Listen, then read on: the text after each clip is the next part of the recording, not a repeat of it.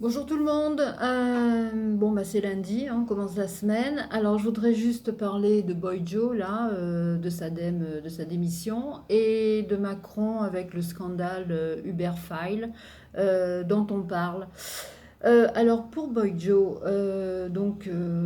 il a donné sa dème, il va rester normalement jusqu'à fin octobre, jusqu'à en octobre, hein, disons.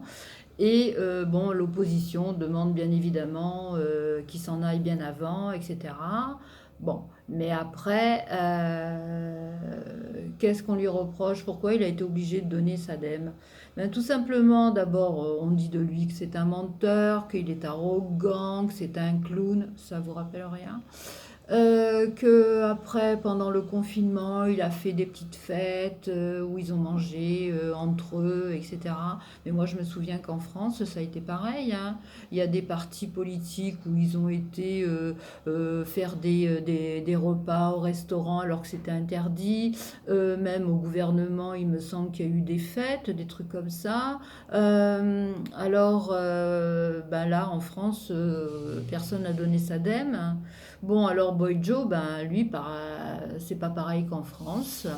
Il a été obligé parce que dans son gouvernement, dans son parti, il y a eu, c'est le parti des Tories, le parti des conservateurs.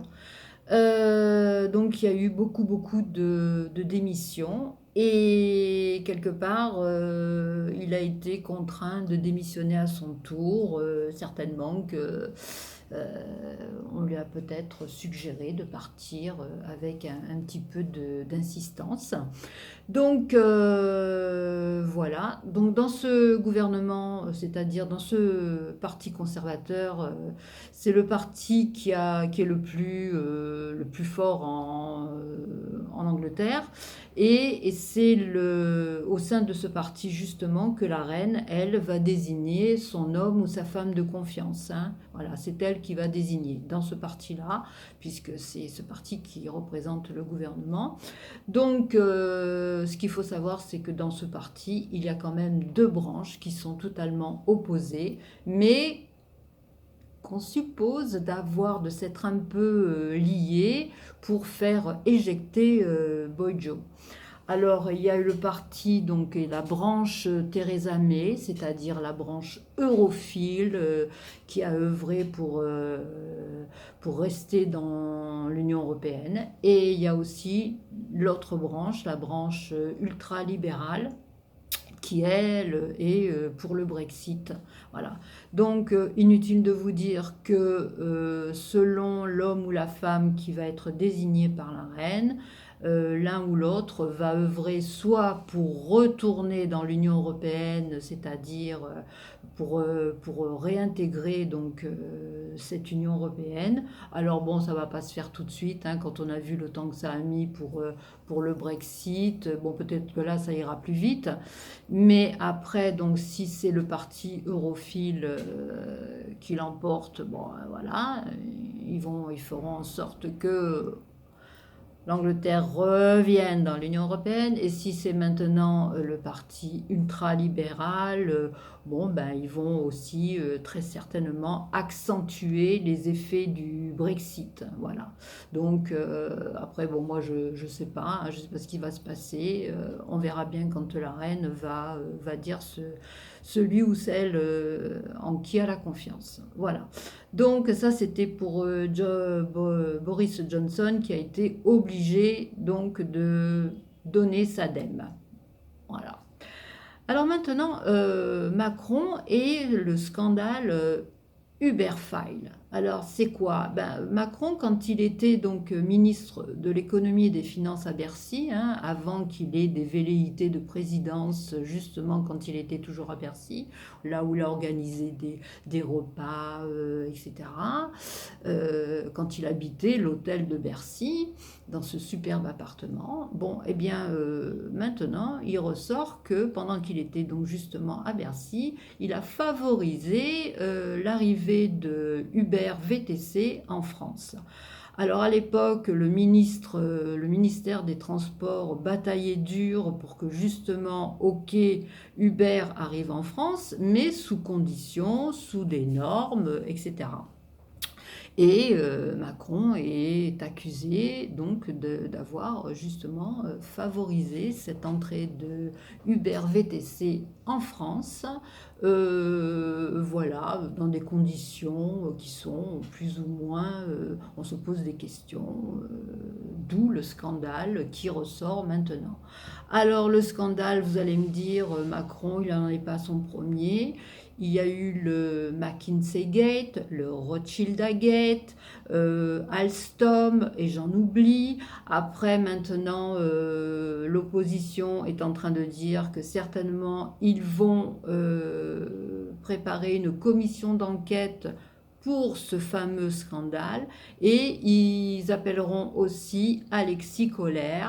Alors Alexis Kohler, eh ben, c'est un homme, c'est l'éminence grise donc de Macron. On le voit dans tous les coups, celui-là. Il est dans tous les coups. Voilà, il a même un scandale, je ne sais plus, pour une affaire de famille, un truc comme ça. Donc,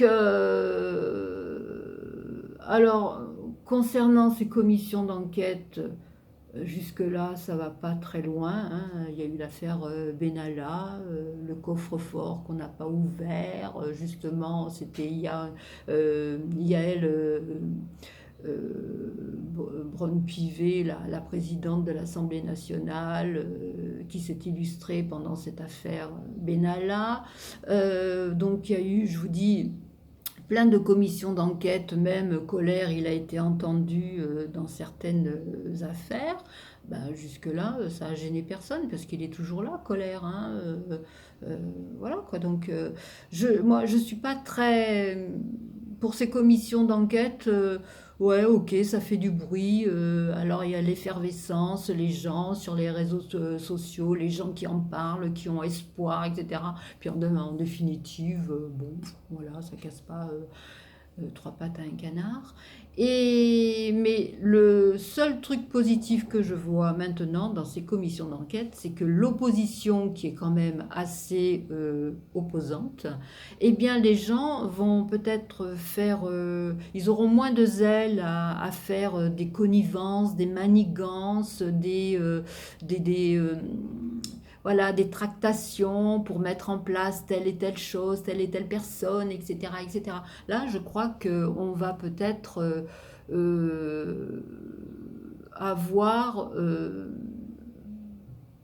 chez ces gens-là une certaine manière de se retenir, quoi. Voilà. Moi, c'est le seul point positif, hein, voilà. Parce que quand vous pensez que McKinsey, quand il y a eu le scandale McKinsey, bon, bah, voilà, ça s'est passé comme ça. Ils ont touché des millions d'euros.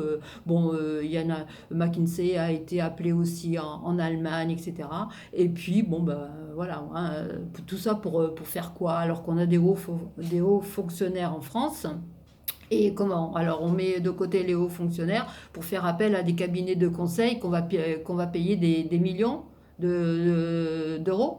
Enfin voilà, bon, c'était un peu mon regard, mon coup de gueule sur ces deux, même pas mon coup de gueule, hein, c'est mon regard sur ce qui vient de se passer pour Boy Joe, et puis surtout sur le McKinsey, moi, sur le Uberfile.